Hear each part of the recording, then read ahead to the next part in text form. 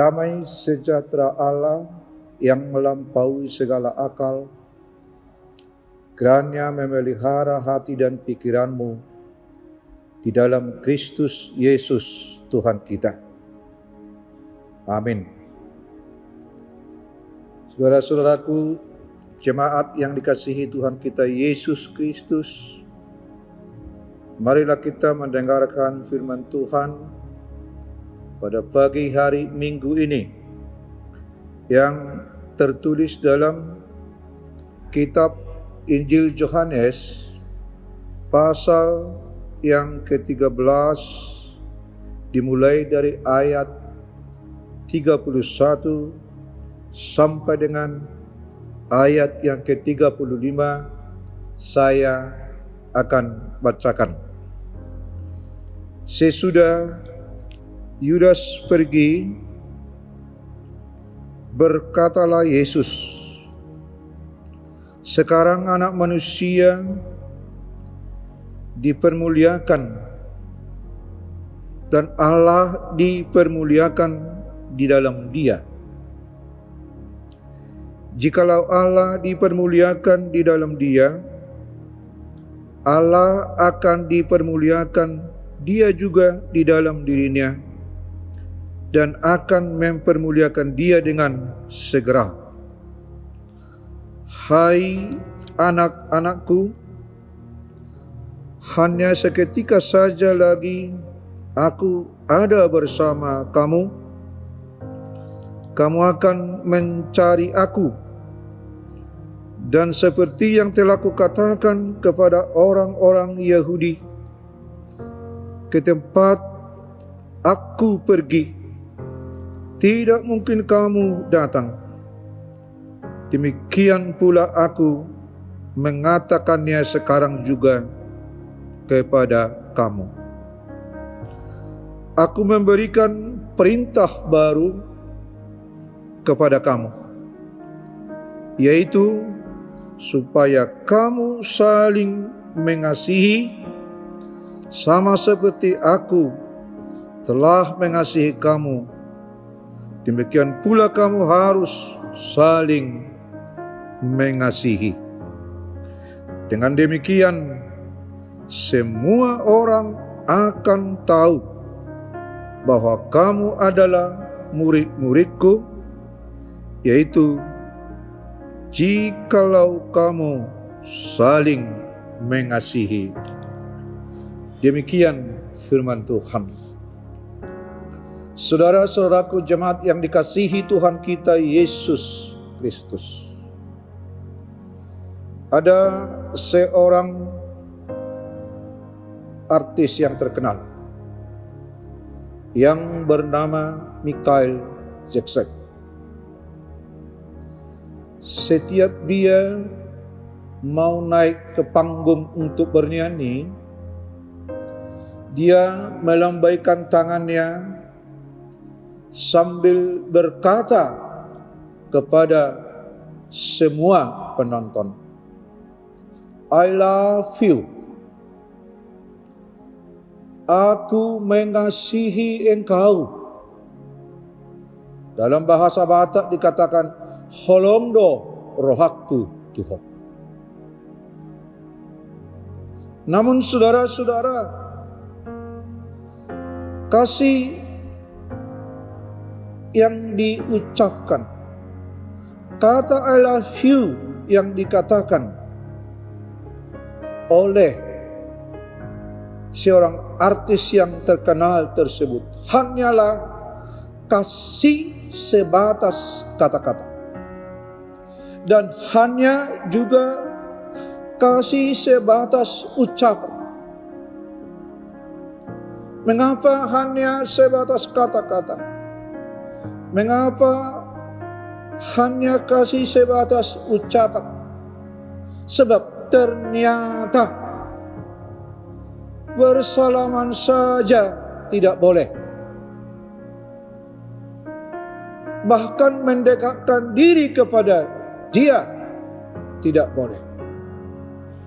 Karena Dia selalu dijaga dan selalu dikawal. Saudara-saudaraku jemaat yang dikasihi oleh Tuhan kita Yesus Kristus, sesungguhnya Yesus mengajarkan kasih yang baru, yaitu kasih yang tidak sebatas kata-kata, kasih yang tidak sebatas ucapan, tapi kasih yang boleh menyentuh setiap kehidupan orang-orang yang percaya kepada Yesus Kristus.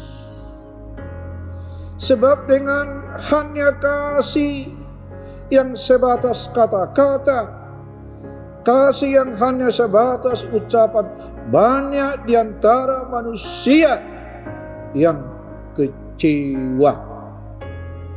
Kecewa karena tidak ada tindakan dan tidak ada perbuatan di dalam ucapan atau kata kasih yang kita ucapkan, yang kita katakan bagi setiap orang, bahkan juga bagi Tuhan.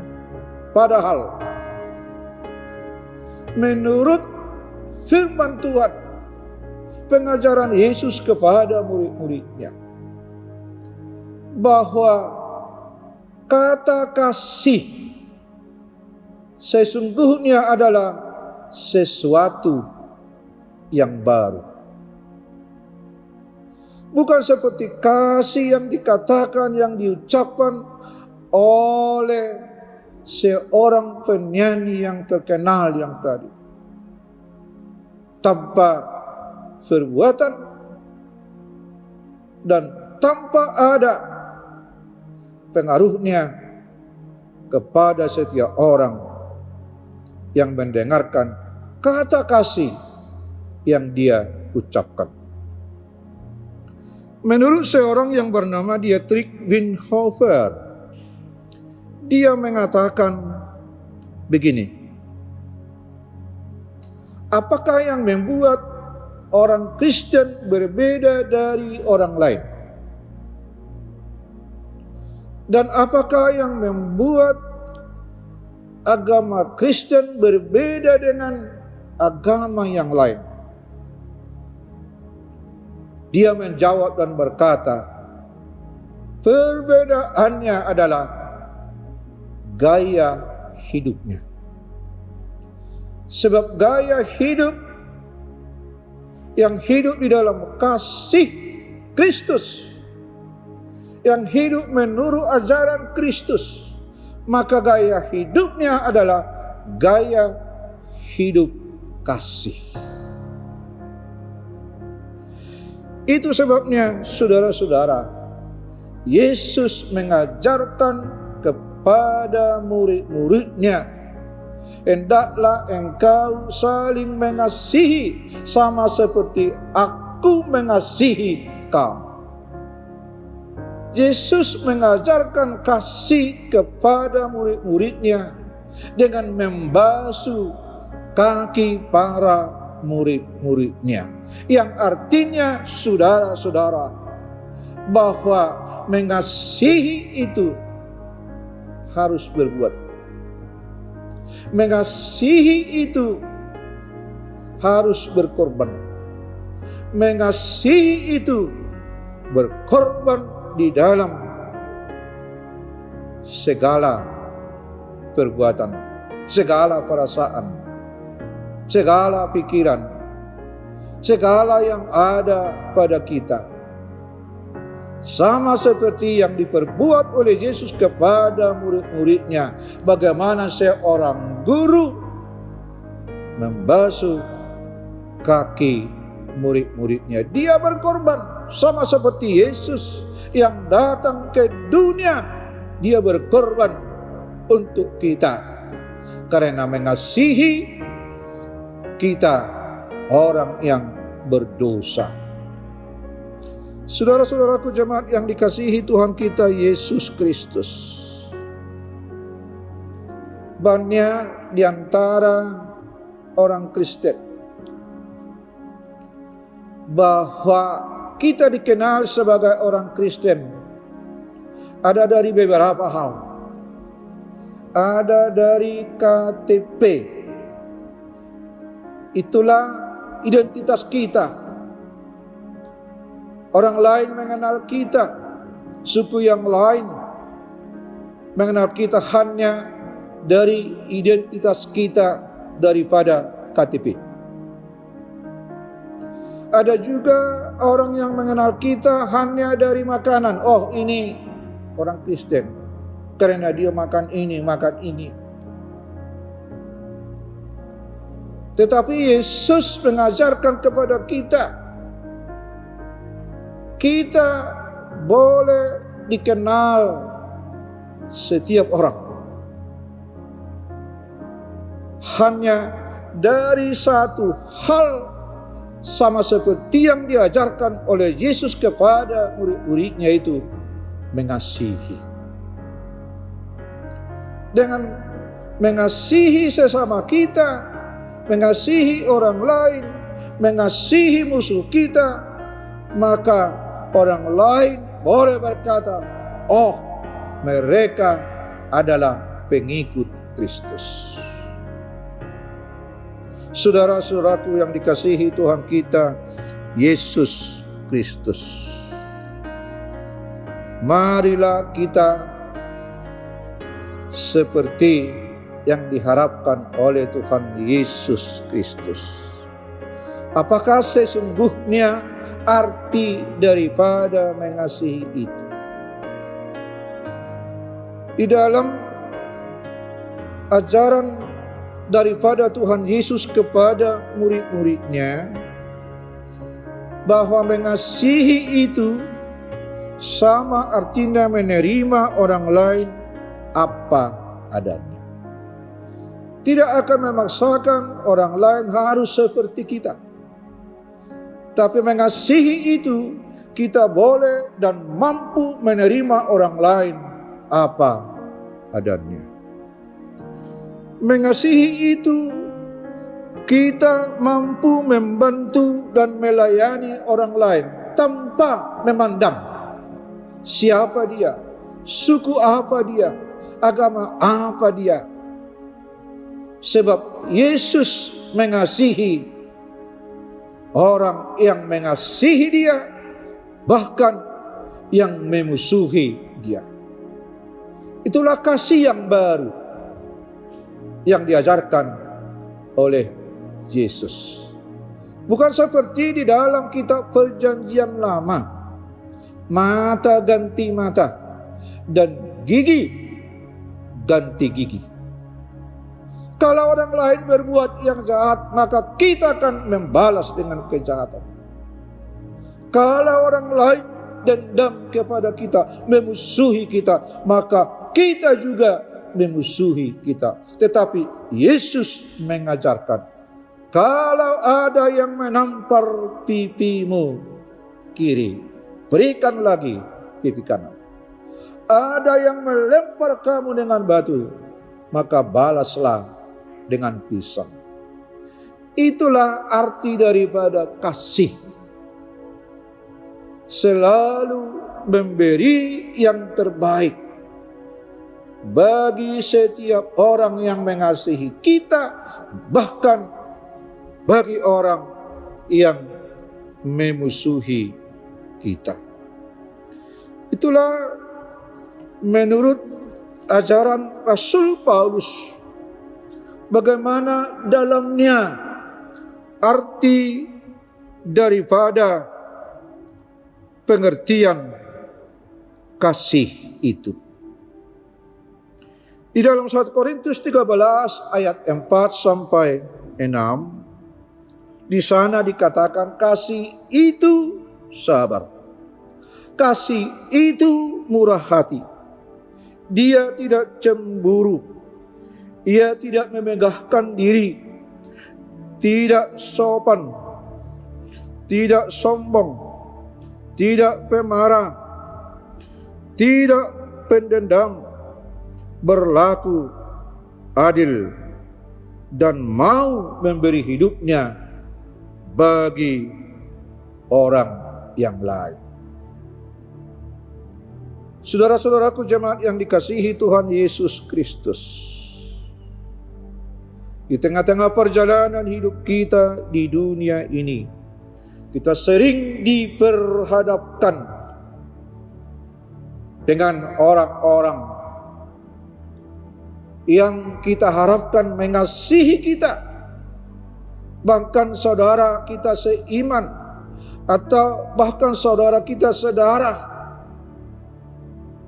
tapi kita sering kecewa karena di dalam persahabatan kita, persaudaraan kita, sering terjadi suatu kepalsuan yang seharusnya dia mengharapkan kita adalah mengasihi dia, bahkan kita mengharapkan dia mengasihi kita, tapi sebaliknya yang terjadi adalah kita saling memusuhi. Ini adalah kepalsuan kasih yang terjadi di dalam kehidupan setiap orang. Oleh karena itu saudara-saudaraku, Tuhan Yesus mengajarkan kepada setiap orang yang mengikut Dia, mengasihi itu kita harus mampu di tengah-tengah kehidupan kita menerima kelebihan dan kelemahan orang lain.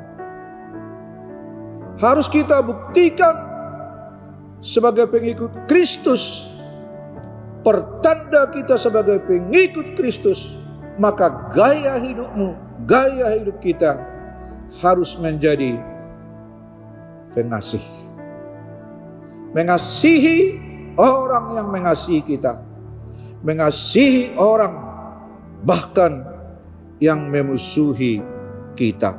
Sebab di dalam kasih itu pasti ada pengorbanan. Kasih tanpa pengorbanan, maka itu adalah kasih yang berpura-pura. Tapi di dalam diri Tuhan Yesus Kristus, kita telah melihat, kita telah merasakan adalah pengorbanan yang sesungguhnya. Dia mau lahir ke dunia ini, dia mau mati disalibkan, dia mau datang ke dunia karena cinta kasihnya kepada kita yang nyata. Dia rela berkorban karena cinta kasihnya tidak akan berkesudahan selama-lamanya. Marilah kita saudara-saudaraku, jemaat yang dikasihi oleh Tuhan kita Yesus Kristus, seperti yang kita bacakan dalam epistel pada minggu ini, melalui firman Tuhan, Musa mengingatkan beberapa hal bagi umat Israel sebagai pertanda bahwa mereka sungguh hidup dalam kasih Kristus. Ada beberapa hal yang diberikan oleh Musa kepada umat Israel sebagai pertanda bahwa mereka adalah umat dan bangsa Tuhan. Yang pertama, sebagai umat Tuhan, bangsa Israel harus memberi hidupnya, bahkan memberi apa yang ada sebagai miliknya, yaitu bagi setiap umat yang menderita di dalam kemiskinan. Mereka harus saling menopang, saling menolong sebagai bukti pertanda mereka adalah bangsa dan umat Allah. Yang kedua, sebagai pertanda umat Allah, umat Tuhan, setiap umat Tuhan tidak boleh melanggar hak-hak orang lain yang sudah diundangkan walaupun yang belum diaturkan. Jadi hak sesama umat Tuhan harus mereka berikan hak orang miskin, orang kaya, orang pintar, orang bodoh, orang lemah, orang kuat, semuanya hak-hak mereka harus mereka lakukan. Yang ketiga, sebagai pertanda umat Allah, mereka memberi hak-hak setiap orang yang bodoh, orang yang lemah, di tengah-tengah perjalanan hidup mereka sebangsa, hidup mereka satu sebagai bangsa Allah, umat Tuhan di tengah-tengah bangsa Israel. Itulah pertanda sebagai umat Tuhan, sebagai bangsa Allah harus melekat, yaitu cinta kasih, itu saling menopang di dalam kehidupan mereka. Saudara-saudaraku jemaat yang dikasihi Tuhan kita Yesus Kristus, inilah yang diharapkan oleh Tuhan Yesus bagi kita semuanya. Setiap orang Kristen, setiap pengikut Kristus harus ada pertanda, harus ada bukti.